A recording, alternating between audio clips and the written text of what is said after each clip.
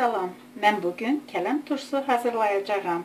Bunun üçün lazım olacaq 1 kilo yarım kələm, 300 qram markov, 1 xörək qaşığı yumru istiot, 20 dənə dəfnə yarpağı, yəni lavrovu list, 4-5 xörək qaşığı duz və yarım stəkan sirkə.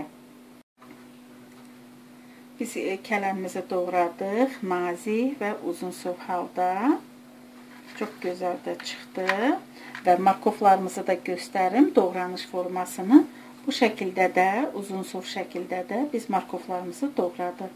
Biz kələmimizin əvvəlcə duzunu tökək ki, kələmimiz öz suyunu çıxarsın. Təxminən 1 saatdan sonra biz başqa nə lazımdırsa qatacağıq. İstiotunu, dəfnə yarpağını, markovunu.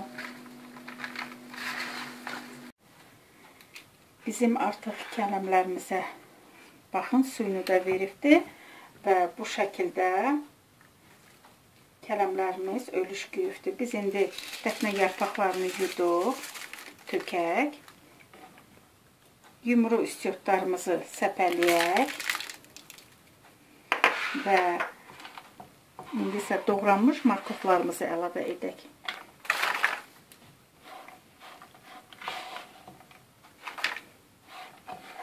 Əllərimizlə əzmədən qarışdıraq.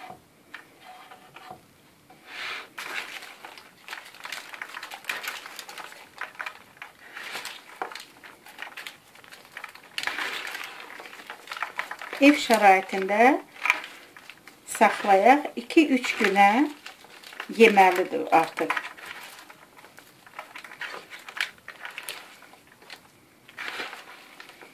Bu da bizim kələm turşumuz. İndi isə sirkəmizi də əlavə eləyək.